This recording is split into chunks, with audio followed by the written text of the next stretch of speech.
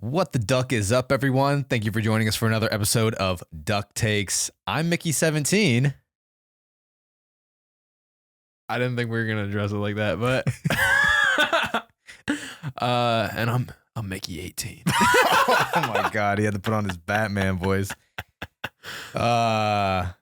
If you're listening to this on podcast platforms that can't see a video, we cosplay for this Mickey17 review. Just about the simplest cosplay you can do on planet Earth. So we're both shirtless.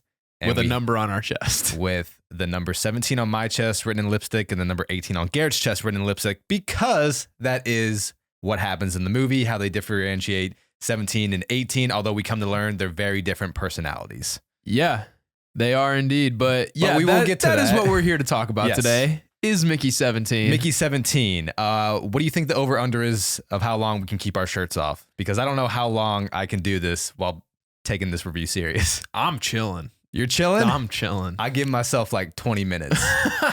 If you guys want a full shirtless episode one day, let's get 100 Patreon members, and then 100 paid Patreon members, and we'll do a full shirtless episode for you. How about that? Yeah, I like that deal. Because I can't do this, man. But yes, like you said, we are here to talk about Mickey17, Bong Joon Ho's first movie since Parasite. Wow. His first film since his Oscar-winning movie Parasite back in 2019 that swept the award shows. Also director of Snowpiercer. Director of Snowpiercer as well. Director of Host. Director of a lot of great movies. Memories of Murder. Yeah.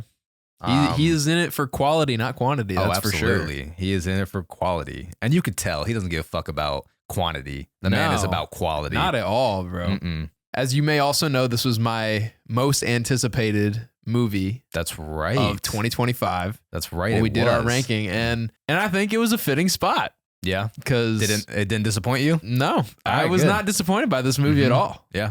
All right, that's solid. I'm glad to hear that, because we got a stat cast here. Yeah, with Robert Pattinson, Naomi Aki, Steven Yeun, Toni Collette, Mark Ruffalo. Cast goes pretty crazy. It does. Cast goes pretty crazy. And this movie was supposed to come out over a year ago. It was supposed to come out in March of 2024. Then it got postponed because this was on one of my most anticipated for 2024. Yeah. And then it got postponed. God, and what isn't getting postponed these days? Oh my God, I know. It's insane. Because then it got delayed to January 2024. Then it got delayed to, my bad. It got delayed to January 2025 after its 2024 initial release. Then it got delayed again till April 2025. And then pushed up to March. Got pushed up to March 2025. So we're finally here. Yeah. I mean, they finished filming Mickey17 how long ago? Quite like a few years ago. I don't freaking know, man. That's the crazy part about this industry is how you don't get to see the results of your work till like years later a lot of times. Right. Yeah. No, it's crazy. It's weird. I feel like me as an actor, I would get like pissed. Because I'd be like, dude, I want to see how this comes out. Yeah. I'd get like frustrated with the production team at that point. You gotta have a lot of patience, especially as a director, as an editor. Oh my God. Because I would just be jonesing. You know, obviously you want to make something as good as you can, but I would just be jonesing for the results, man. I'm like, I want people to see this. Yeah. So it's really fascinating just how long. Because I mean, Parasite came out 2019. So even though Bong Joon, filmed this years ago, that's still 6 years, almost 6 years since his last film came out. Yeah. Which is insane. And I promise, we do have pants on underneath the camera shot here. Yes, we do. Well, maybe Blake. No, I'm just kidding. No, freak show over here. Like I said, let's get some Patreon members. Maybe we could freak it up for y'all. Hey, easy, fella. We're brothers. Easy. I'm just trying to make conversation. Oh, so we got a fantastic original sci-fi piece here based off of the novel Mickey 7, actually, a recent novel which was published in 2022. And from my understanding, I was listening to Raiders of the Lost podcast episode earlier before this recording. Shout out to Raiders of the Lost podcast, who have a fantastic review of this, who also had a fantastic interview with Robert Pattinson and director Bong Joon Ho himself. I'm jealous. Yeah, so always shout out to our boys James and Anthony at Raiders of the Lost podcast.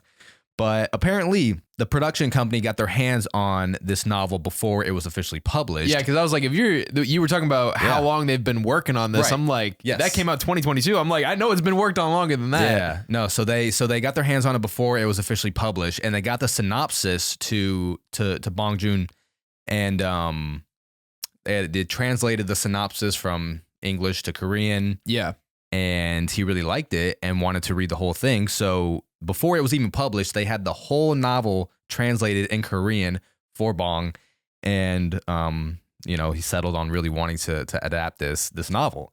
So yeah, very recent novel published in 2022. That's pretty cool, actually. Is that like the fastest transition we might see from novel? From book to picture? Yeah, it might be. Like that's pretty quick. I know they were doing it very quickly with the Harry Potter novels. And I guess if we want to count TV shows with Game of Thrones when that was going on, like once we started getting towards the more recent books. But then he never fucking finished. Yeah, I know, then he never finished. And then we got ahead of the books, and then that, season 8 happened. So yeah.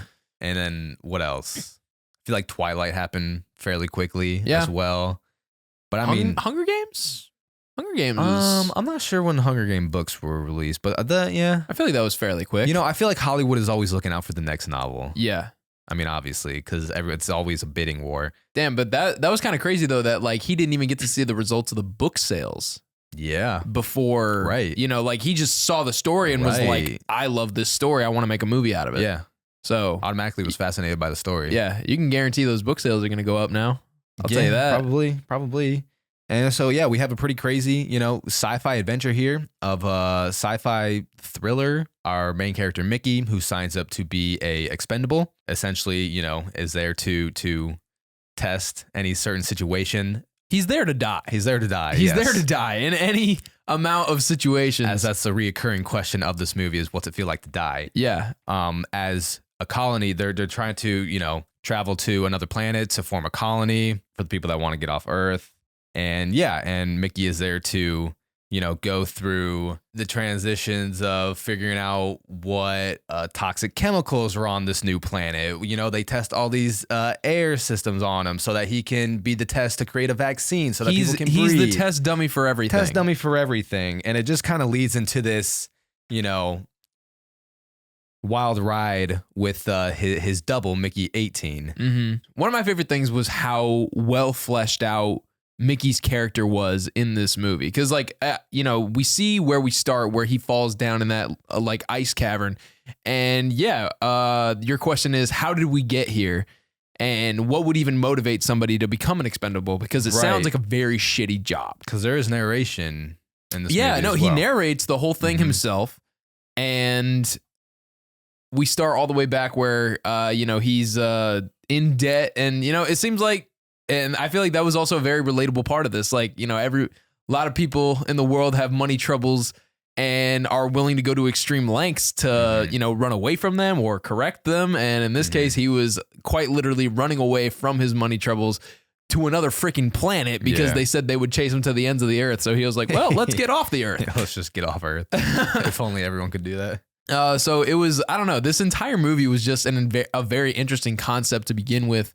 It presents a lot of moral questions as well, and the ethics of being able to create a person, and and in sci-fi, I feel like that's always been a very, it's been a very big question. Like, just because we can doesn't mean we should. Right. And I know essentially that Jurassic Park right there. Yes, and it gets into the way a lot of like God and everybody has a soul, and I did kind of like the argument there, like every soul should have one body, and that was kind of like the reasoning why there can never be multiples, but also it was worse than that because we learned why multiples were so bad when it comes to like criminal activity. There was no way of really proving who did what. But yeah, I don't know. It was just a very interesting concept from the beginning, and that's really what caught my attention for this movie. Yeah, I think one thing that was like hard for me to grasp onto was maybe I wish there was a little more world building.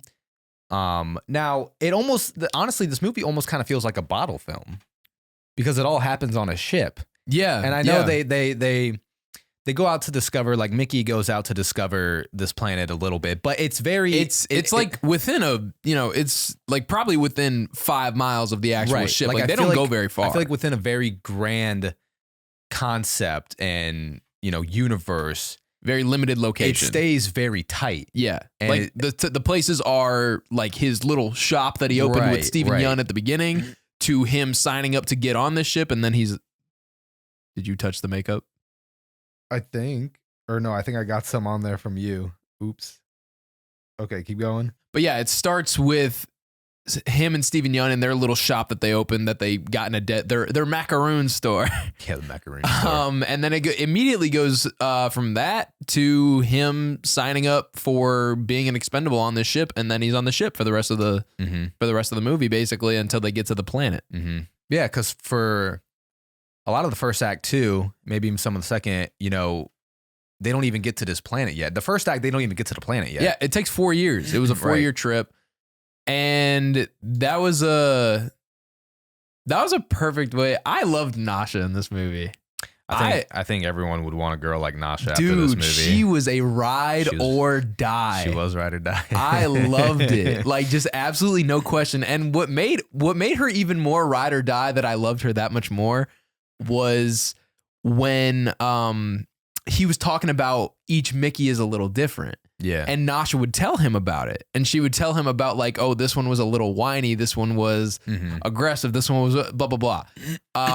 But the fact that each Mickey was a little different and she was still ride or die for every Mickey, regardless of how he came out of the printer. Yeah. That's cool. You could argue, though, that makes life a little bit more interesting for her while she's stuck on the ship No, I think she liked it. Yeah. She liked it. Because, like, you're going through all these different, because at the same, it's still Mickey in the end, but there's just these little different characteristics here and there for each one. So it kind of makes this 4-year travel to another planet more exciting for her. And then we get to, Mickey 17 and 18, where we can see these, the vast differences between the two.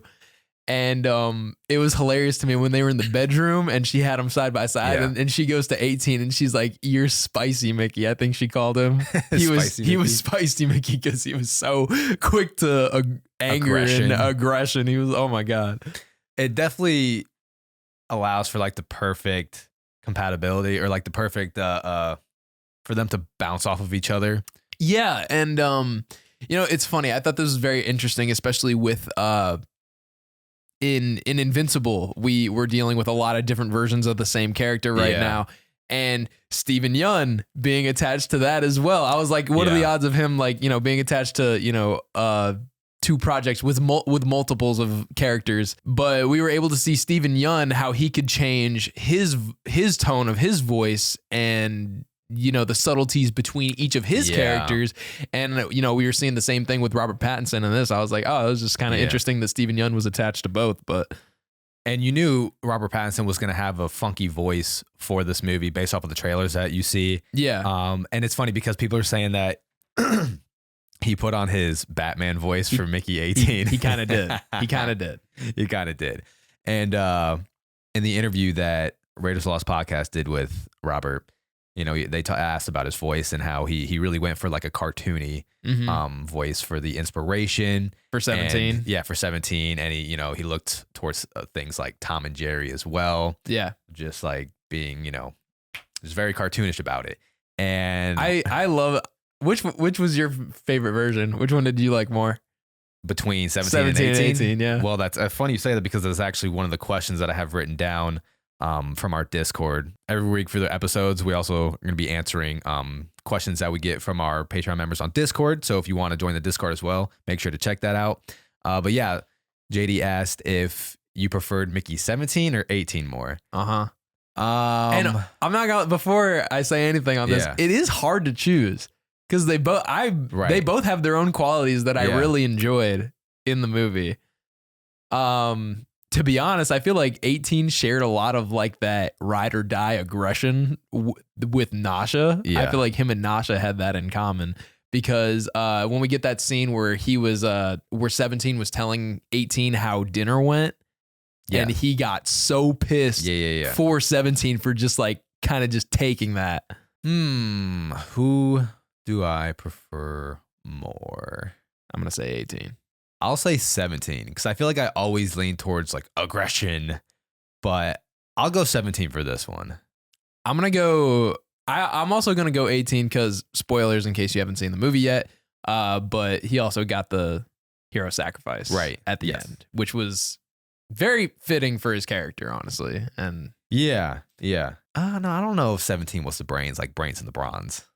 I don't know. I don't think he was. I think Nasha was the brains. Nasha was the brains. Yeah. I don't think either was the brains. Yeah. Of the Mickeys. Uh-huh. Neither of them were. Yeah. 17 was just kind of a goofball. He was a goofball. And so I'll just go with the goofball just because I also enjoy that performance as well. And Robert Pattinson is just becoming like the king of voices right now. He's becoming one of my favorite actors, period. Oh, 100%. Robert Pattinson is easily one of the best working actors today. Yeah. And you talk about the voices, like his voice work that he did for the boy in the heron as well. Like I hear that and I'm like, that's Robert Pattinson. Right. Yeah. If you're not watching him do the recording, yeah, you're like, I don't see that. No, he has quite the range and is extremely impressive. I mean, in The Lighthouse that you just watched. I did just watch The Lighthouse as well, because after that I was like, damn, I need me some more Robert Pattinson, bro. That's a trippy movie. And I do love how much Robert Pattinson has been able to separate himself from the Twilight franchise. And I'm not saying it's a bad thing that he was attached to the Twilight franchise. No, now, but he doesn't like that. But I'm saying but also I could, if that was me, right, I wouldn't want to be purely remembered for especially that. as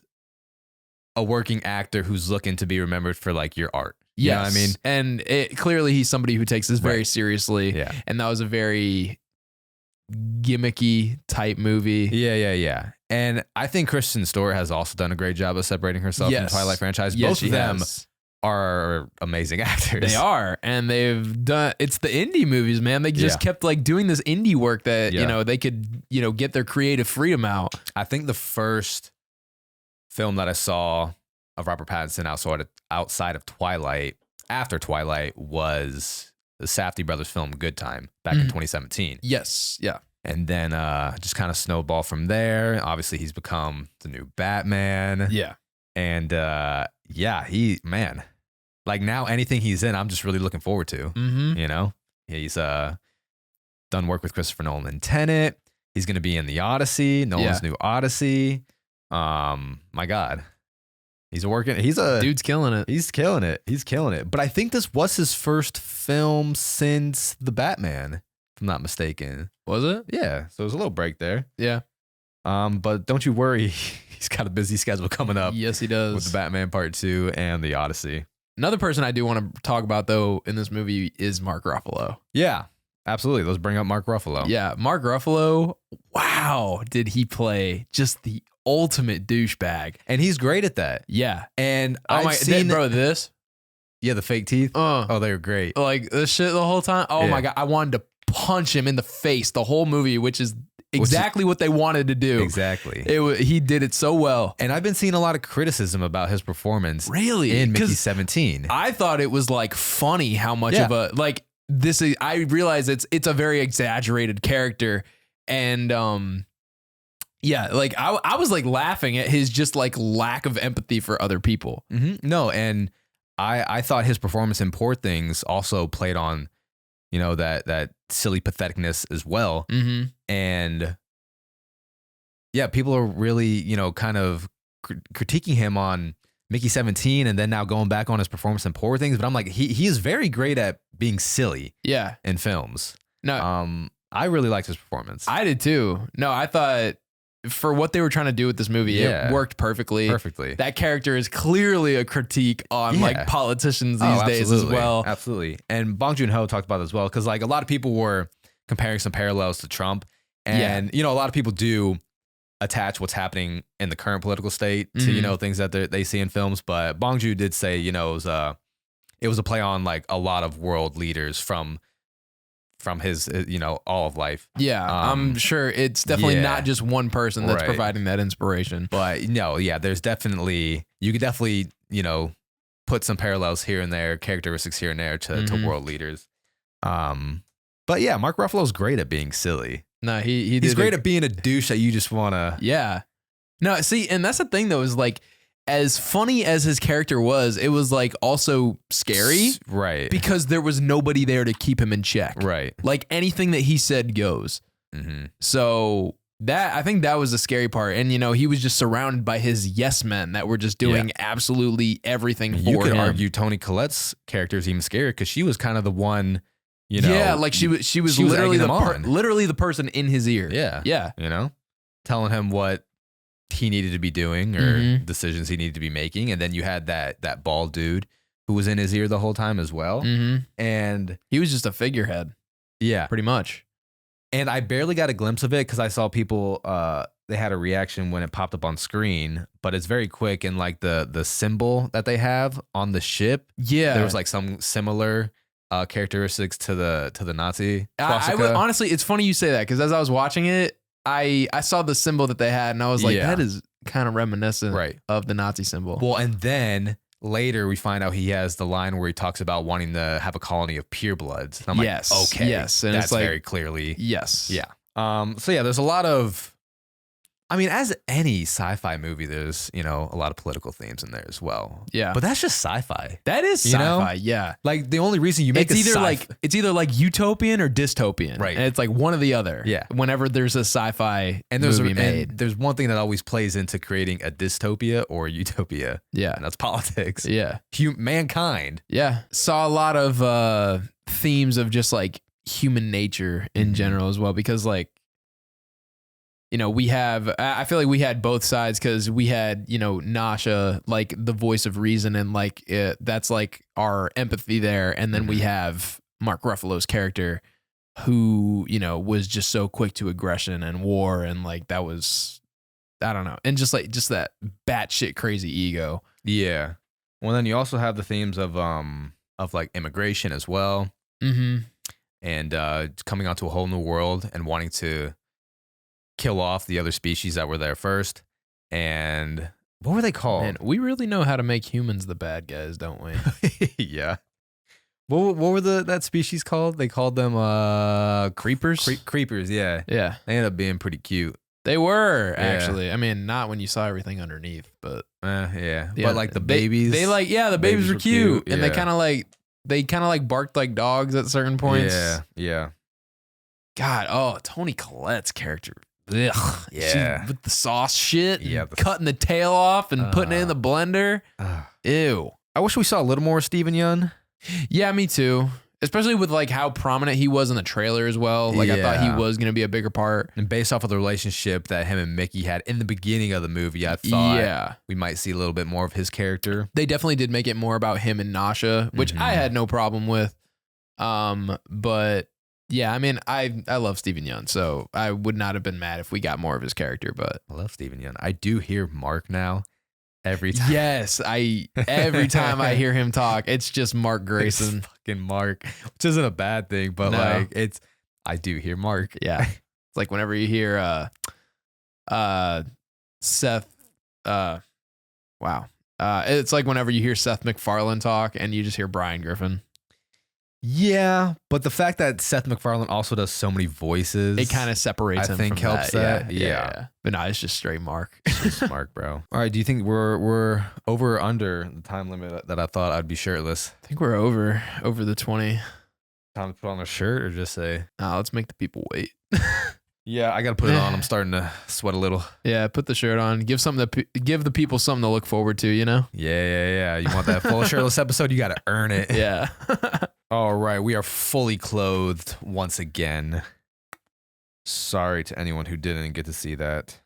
Yeah, if you're listening to this on podcast. Actually, I just remembered when we were talking about like the differences between each personality. Yeah. I can't remember which body this was that was getting printed out when the employees were like playing that game. Yeah. And he kicked Yeah. the tube. Right. I was like, is that why he's so much different? Because he's like missing Right. a piece because they unplugged him for There's a a second. lot of, was like- that the print for that wasn't the print for Mickey 18, I don't think. Not for 18, but there's a lot of ambiguous things Yeah. that happen. Where you're like, oh, maybe this is why this Mickey's different, or maybe why that Mickey's different. Because there was even one printing where they forget to put the table there and he just falls on the floor. Bro, that shit had me dying. Yeah. I was honestly, my theater like was pretty empty, but I was like, why am I the only one laughing? Really? Like these are actually like these parts are funny. My theater had some laughs in there too. My theater was laughing. My theater's pretty full too. I did see it on mine was not full. Mine was pretty empty. Well, what, you saw it Monday afternoon? Yeah. I saw it Friday night. I saw it Monday like midday.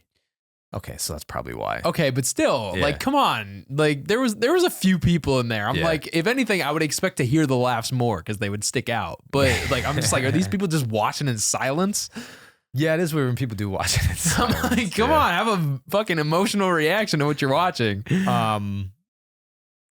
You know, yeah, it's. I hope people do go to the theater and see it because a lot of people do complain about not having original movies out and This just a bunch is of sequels. It's about as original as it gets. Yeah, and it's a fucking sci-fi, Mm-hmm. Thriller. It's funny. I was watching this movie and I was like, I could watch a show about this. Show. If they turned this into a show and there was like episodes of I was like, I could watch of a different show. Mickeys. Yeah. That could be interesting, actually. That would be a great task as an actor. Right? I would watch that show. And it's got a budget of 118 million too, so it's not no small budget thing either. So I do hope people go to see this film just so it can also make its money back. Yeah, I'd be disappointed if it didn't make its money back. Yeah. Like, because it's a great movie. Yeah. However, I think it's only been released so far in the United States and Korea. Interesting. Yeah. So, it's crazy how much that China release boosts up those box office numbers. Yeah. Have you seen the numbers of that Chinese animated film that is now one of the highest grossing movies of all time? An animated film, and it grossed over $2 billion. And like 1.9 billion of that was from China. Wow. Yeah. It's called Nazi 2, Nahi 2. I've not. Animated Chinese film that has grossed over $2 billion Wow. and is now one of the highest grossing movies of all time. Did not know about That that. Chinese market Is big. is big. I mean, it's a big country. Yeah. It's a highly populated country. Yeah. Yeah. No, That's wild. that is wild. So, I mean, probably once it gets more, distribution. Yeah. Hopefully. Sales might Yeah. catch up. But no, yeah, I mean, I would definitely highly encourage it just because, a lot of people do complain that we don't have original movies. I mean, If here you go see original movies in theaters and help them get their money, that will encourage them to make more. Yeah, it's true. Now, I know we've been praising a lot of Mickey 17, which is, what we want. But do you have any critiques of it? Because I will say, I walked out and it wasn't like my favorite. No, I agree. Like I wouldn't give it like a perfect 5 out of 5 stars, but honestly, definitely 4.5 for me. 4.5. This for is you. 4.5. I really enjoyed this movie. Oh, okay, damn. I really enjoyed it. I gave it 3.5. Really? I did. Now, I will say this. I think this is a movie that could get better on rewatch, and you can pick out more things here and there. Yeah. I would like to see it again. I just didn't grasp me emotionally with the characters. See, I think that's the difference Okay, between I us think that's the because difference. I was very emotionally invested with the characters. And I wasn't. I liked the characters a lot. Okay. So that's where I think a rewatch, it would definitely go up a little bit for me. Okay. But I didn't walk out with that emotional connection with it. I did think there was going to be a little more world building. But then, you walk out and you kind of assess the movie like we have been. You kind of realize that's not really what this film is trying to do. No, that's not the point at all. Right. Like you talk about the world building. I was like, if anything, I'm glad they didn't focus on the world building just the because characters. Yeah, because this was a very character driven movie. Correct. It wasn't really like they were trying to create like some universe. Correct. And it's like, if they did do the world building thing, and then it's like, oh well, like if there's a sequel or whatever, it's like there was never a plan to be a sequel. So it's like, what was the world building for? And I mean, I think that's a lot more important is focusing on characters than the universe for sure. For sure. As I don't really have like any critiques. Like, I don't know. Like I'm a very like logical person. Yeah. When I watch movies. So it's like, and especially when it comes to this sci-fi stuff, I'm like, things need to make sense within universe. Like whatever rules you establish have to make sense from there on. Like you can't go like breaking your own rules basically. And there was nothing in here that broke its rules or even continuity wise. There was there was nothing that I saw where I was like, wait, but if he's there, how was he also at this thing? And like there was nothing I saw that made me immediately question like how something happened. Yeah. I also was pretty tired that night. I'm not gonna lie, and I never get tired during movies. Oh, okay. But I get. So did it feel like it was like dragging because you were tired? No, no, it didn't feel like it was dragging, but there was definitely some parts I guess that felt not as energetic as others. Like I said, the more we're talking about it, it's definitely closer to a 4-star than to me than 3.5. Okay, yeah, I think I mean, because I had an energy drink before I watched this movie, so I was like, I was locked in, and like I'm telling you what, like bro, half the movie I was sitting like this. Really? Okay. I was like locked in. I was leaning forward. I was locked in on this. Right, well, you really convinced me to watch it again. Yeah, I was very intrigued. Like I said, this concept just grasped me right off the bat, and then like obviously it's Robert Pattinson, and I was like once we got to the two Mickeys, and I was seeing the difference in each character, I was like, oh, I'm all about this. I love it. I mean, I know you haven't seen too many Bong Joon movies, but do you like this or Snowpiercer better? Because this is definitely more silly than Snowpiercer. Yes, but I think Snowpiercer is a good movie. I hear this is more similar to Host, which is a little more goofy. Okay. I need to go through his catalog because I don't really know a lot of his movies. And before, everybody's saying, what about Parasite? I have seen half of Parasite. So which is crazy. Yeah, which is crazy. I think I probably started it like late as hell and I was tired and fell asleep. But I think I like this better than Snowpiercer. Wow. Okay. I think I like it better. Like maybe the concept better, or I like how it was executed, like with style wise, being a little more funny, and I liked it. Yeah, I liked that it was just like a more fun, enjoyable movie with like a serious plot, though. Yeah, because like Snowpiercer is a pretty grim movie, right? Like it's some of the stuff in there is pretty fucked. Isn't there a line? Because this is where I've heard Bong Joon, he's not. Like, he'll be right in your face with it. Isn't there a line where he said, oh, the babies taste better or some shit like that? In Snowpiercer? In Snowpiercer? The babies taste better? Or was it? Yeah, because isn't there like a lack of food supply? Yeah, but you haven't seen Snowpiercer, right? I haven't seen Snowpiercer. Okay, so so they have these protein blocks that they eat.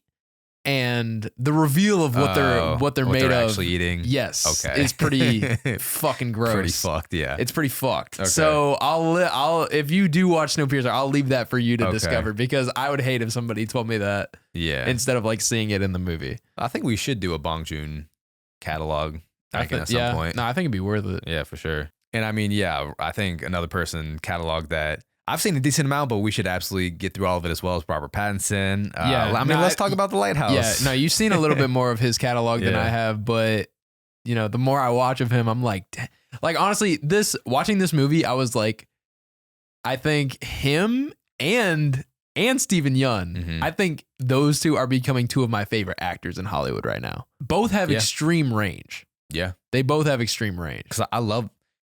Hey, you could say the voice acting for both of them is great too. Yeah. Between Steven Yeun's Invincible and Robert Pattinson, what he did for The Boy and the Heron. I would love to see Robert Pattinson get more involved in voice acting. Yeah. Yeah. And I think because he has a wicked range of voices. Yeah. And accents. Which I didn't expect, honestly. Right. Like I never expected him to have such a wild range when it comes to his voice. But, just as much as range he has in like physical acting, like he's got range there too. Yeah, his physical acting is really good as well. Not just his the emotions that he could portray, and not just like the accents that he puts on, but it's his physical work as well. Yeah, like a great scene from this movie to do was when he was eating that steak. Yeah. And had that like violent reaction to what they were injecting him with. Yes. So that's another example. Yeah, he's a really great physical actor as well. You could even say that about his demeanor that he had between Mickey 17 and Mickey 18. Like I don't know. I felt like they both had they definitely both had a different posture. Like, I was about to say different stature. Different. Yeah. And he said it was really easy to like switch back and forth. Again, this was all what I heard from the Raiders interview with him. They asked him, how difficult was it to switch, those characters to get into 18 and 17. And he said, for 18, there was this like prosthetic tooth thing that he put in, just a slight different thing. But it was funny because he said when he put that tooth in, it was very easy. It was easy to start acting different. Yeah. It kind of was just like that flip of the switch. It was like sort of like a trigger. Yeah, exactly. Just like how they tell you to chew gum when you're studying or something like that. Do they? Yeah. You've never heard of that? No. Because taste and smell are like your most affiliated things with memory. Yeah. So they tell you to study and chew gum, and while you're doing that, and then when you go take the test, chew that gum, and it can like help create a connection. How the fuck didn't anyone tell me this in school? You never heard that? No. I've heard that. What? I never did it, but I've heard of it. I would have absolutely tried that because it was a little harder for me to study. Yeah. No, it's a thing because like, it's crazy. Like I'll smell things and like I immediately, how when you smell things, you're just like immediately reminded of something. And it's just like another thing to connect something in your brain. Like instead of you just trying to remember, words off of a page, if you taste that, then that's another neural connection you made in your brain while studying, and it can kind of help you remember sometimes. Kind of like how they also tell you to, if you're taking notes, to write it in certain colors.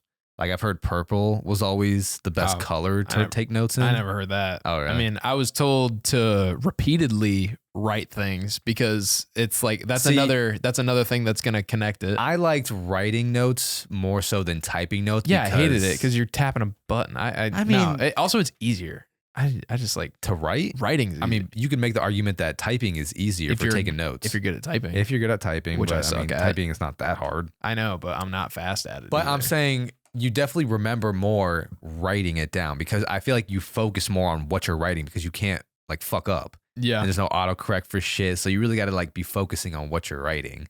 I liked writing notes better. That is one thing I'm more old school with. Like even for this channel, we both use notebooks. Yeah, we just write in our notebook. It's more personal. It's kind of fun like looking back and just flipping through the pages to see what the fuck we were writing down. But yeah, I mean, because like when do you ever go back in your old files on your computer? Exactly. Never.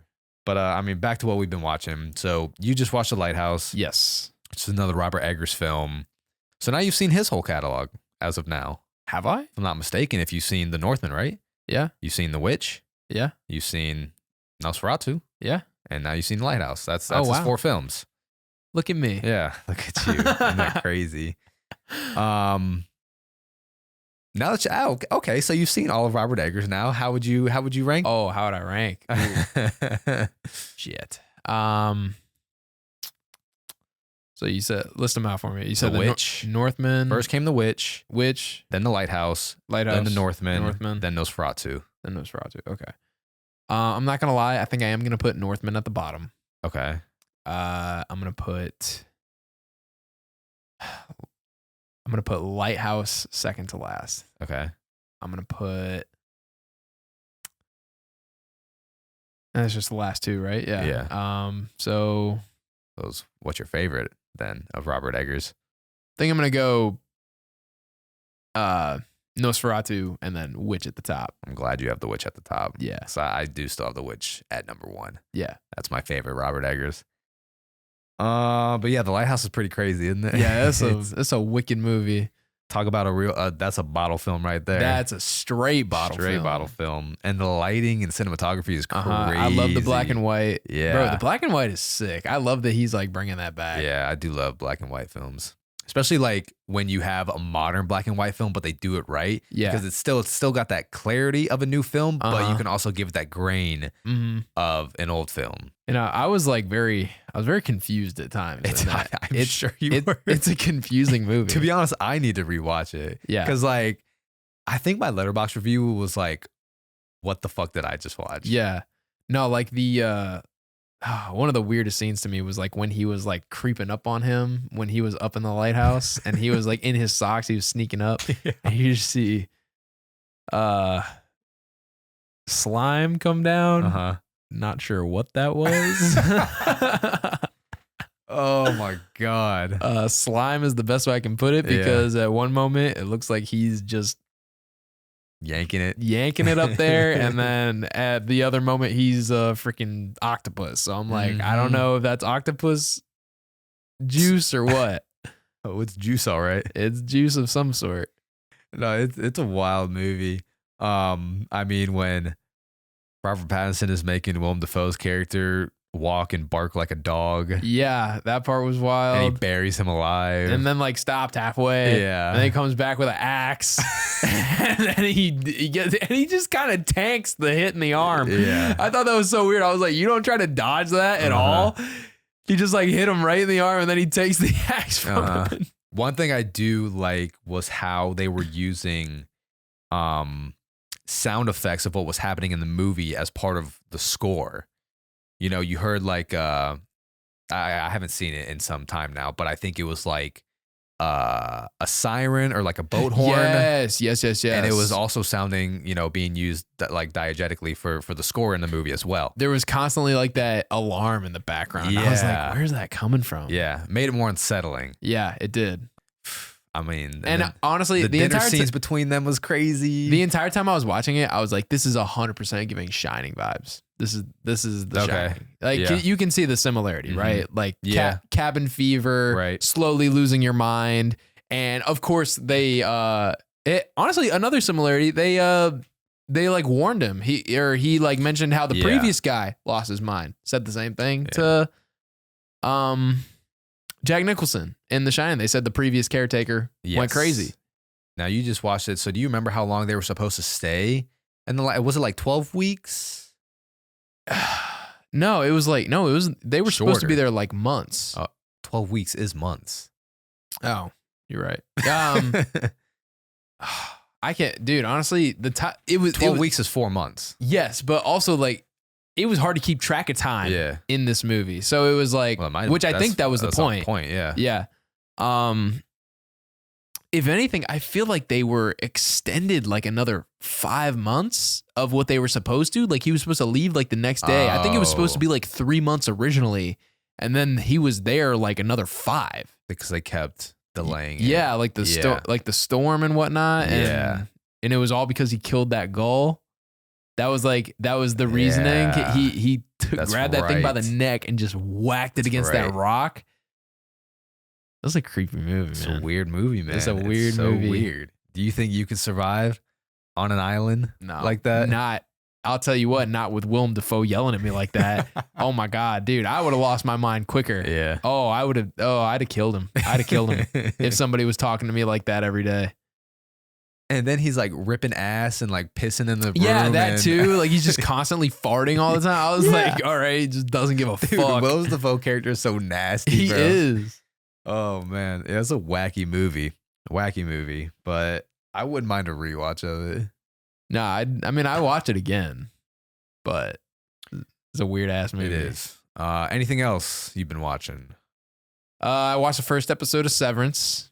Thank God. Mm-hmm. I'm all the way caught up now. So I think once you're hearing this, episode 9 is supposed to come out next of season 2. Okay.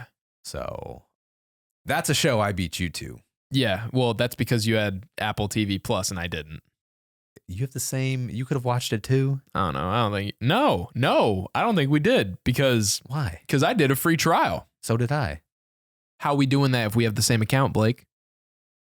I'm saying, but wouldn't we have like the same? Don't we have the same Apple login?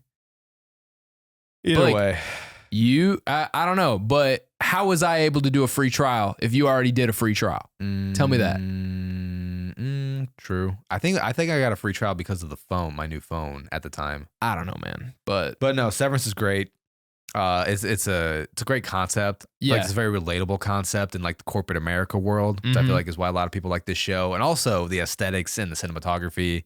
I'll tell you what. You know how I know Severance is a great show and a great concept? Off of one episode. Off of one episode. Okay, tell me. I took a nap right after I watched the first episode. Okay. My dream was about Severance. Really? Yeah. What was the dream about? It was like, essentially, it was like, it wasn't quite the same, but essentially I was like trapped in this like corporate office. Yeah. And I was like trying to escape with like company secrets. Okay. And I gathered a few files and there was like people after me as soon as I like ran out of the building. The whole you being like it being two separate yous, that wasn't in my dream. But I knew this dream, I knew it was about Severance. Like it was right. I wouldn't have had this dream had I not just watched that episode. Correct. But yeah, then I was like being chased. And I got chased in my car. We got in the car. And then I can't remember the rest of the dream. Okay. But it was a Severance dream. We're all caught up on Invincible. Yeah. Finale will probably be out by the time you hear this episode. Mm-hmm. Ooh, I can't wait to do some reactions to that. Episode 7 was fire. Episode 7 was pretty wild. A lot of people are calling it their favorite episode of Invincible. Uh-huh. I'm going to disagree with that. It's not my favorite episode. Mm-hmm. It's a great episode. Yeah. I still don't think, me personally, like, I don't think you can top season 1. The finale of season 1. Oh my God. And also that one having the best animation also does help as well. The season 1? Yeah. It's kind of crazy that one has the best animation. Yeah. Well, it's because it was, it was like it was the first one. They didn't know if they were going to get renewed yet. Yeah. So it was like they kind of went all out on that first season. Well, and they didn't have people pushing them like, hey, next season. I did notice that the animation for episode 7 was. Oh, yeah. good, No, though. like what people theorized and Yeah. or not even theorized, like the animators talked about this. Like they did cut corners in certain scenes so that way the ones that mattered, they could put all their time and effort. Like that fight between him and Angstrom, fire. Yeah. Like the animation was amazing there. All right, well, I don't know about amazing, but it was a lot better. But it was a hell of a lot better. A lot better than what people give it credit for. Yeah. That was great. Honestly, like just a lot of the fight scenes in general in that episode 7 were very good. So clearly episode 7 was one of those things that they were saving up their budget for. Mm-hmm. Yeah, so finale should be wild. I feel like I've been just watching a lot of shows, man. We got Daredevil Born Again happening right now. Yeah, man. Which those first 2 episodes are crazy. It's show season. It's show season. A lot of shows. Like, let me go to my... honestly, I'm happy about, bro. I remember do you remember what was it? It was like Moon Knight came out. Dude, it was 2022. Yeah, it was 2022. There was Moon Knight. There was House of the Dragon. There was The Boys. There was the final season of Better Call Saul. Yeah. There was the first season of Severance. That was a great year. There were so many shows. Great year. That was like the one time I did a top 5 show ranking because I just watched so many fucking shows. Yeah. I had Better Call Saul. I had Severance. I had The Boys. I had House of the Dragon. Yeah. Dude, I think also that was the final seasons of Atlanta. Yeah. Like, oh my God. Yeah. No. 2022 was a crazy year of shows. Uh-huh. So I'm kind of hoping that's this year again. The only movies that I've logged on my letterbox in the last month because I watched all of Netflix's Daredevil, which we should do an episode of just Netflix's Daredevil. Yeah. Cause fuck me, that was amazing. Yeah, I know, Blake. Yeah. I know we talked about it a lot, or I talked about it a lot on the Patreon episode with Alex Coleman recently. And because we were trying to figure out what's the best live action. Well, we were trying to figure out what the best comic book TV show was, and we just kind of ended up landing on what's the best live action one and the best animated one. And we landed on Daredevil for live action, Batman the Animated Series for animated, with Invincible. Once it's done, could easily trump that. Shit, honestly, it could be it after season 3. Right, but I'm also looking at like it's hard to know what the cultural impact of Invincible will be. Because like there's a huge cultural impact on Batman the Animated Series. Well, I think that just has to do with the character that it's Batman. Well, also, that was our introduction to Kevin Conroy's Batman, which is iconic. Yeah. Mark Hamill's Joker, like. Yeah. Do you think Invincible could become as legendary as that? As Batman the Animated Series? Yeah. Like, and with those voice acting performances? Because the voice acting performances in Invincible are very good. I agree. I don't know if it could ever reach the height of as iconic because it is Batman. Yeah. Only because it's Batman and it is Kevin Conroy's Batman. And Joker and Mark Hamill. Right. Yeah. So it's really hard to say that, but that's not to say that Invincible can't go down as the best superhero TV show. Yeah. You know? Yeah. Because in the last month, the only movies that I've logged on my letterbox are Mickey 17 and Hero, which is a Chinese film from 2002 that I've been meaning to watch for a while because we actually analyzed some scenes, a lot of scenes of that movie in film school for their use of color. And I always wanted to watch it, but it was never available, so I was able to finally watch that. Where was it available? Pluto TV. Oh, Pluto, man. Yeah. That and Tubi. That and Tubi, man, is clutch. Now, you do got to deal with ads, but... And they only had the English version. Like, I love watching movies in their native language. Yeah. I don't like the English dubs. I just don't vibe with it. But Daredevil. Peak. Yeah, I know, Blake. I know. I beat you. This guy thinks he discovered Daredevil. I am Daredevil. God. Yeah, I'll tell you what. Invincible's got me wanting to be Sinister Mark for Halloween this year. What are you going to get, a faux hawk? What? Is that the faux hawk one? No. Jackass. Wait, which one was Sinister Mark? Sinister Mark is the black and yellow costume with the cape. Oh, okay. That's Sinister Mark. Okay. Dude, when Eve got her leg snapped. Yeah. Oof. Yeah. Yeah, man. That was rough. Dude, he kept telling her, get out of here. Oh, also, we are going to do a full review of Invincible Season 3. Yeah. But I hope people now realize that Cecil has been right the whole time. Ooh, see, okay. We're going to have to talk about this after episode 8 because everybody keeps saying, wait for episode 8. Really? Wait for episode 8. Like Cecil does some fuck shit. Really? Everybody keeps saying that. So let's wait till the end of season 3 for our final opinions on Cecil. Okay. But so far, yeah, I'm like, bro, Cecil's valid. And he saved Eve and Mark. Mm-hmm. With the Mark creatures that Mark again. despises. Yeah, Mark saved by the bell again. And then the man can't catch a break, bro, with Conquest. Dude, I know. Can't catch a break. But yeah, we'll get a full Invincible Season 3 review in soon. I think we got a lot of exciting stuff coming up with all these shows. And it's going to be a hell of a summer, too, for movies with Jurassic World, Superman. Man, Thunderbolts is looking good, too. Yeah. I'm more excited for Thunderbolts than I am for Fantastic Four.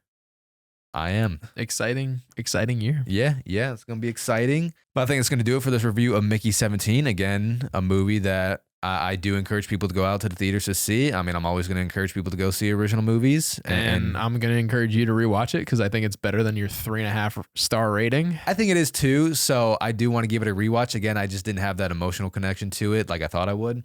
I was invested with these characters. Yeah, so. But I mean, it's Robert Pattinson. I think Robert Pattinson is one of the greatest stars that we have. Movie stars that we have right now. So I would recommend it just for Robert Pattinson, if I'm to be honest. Yeah. And not to mention Bong Joon Ho as well. Now, I don't know how familiar like the States is with Bong Joon Ho, but I mean, he's a very acclaimed filmmaker as well.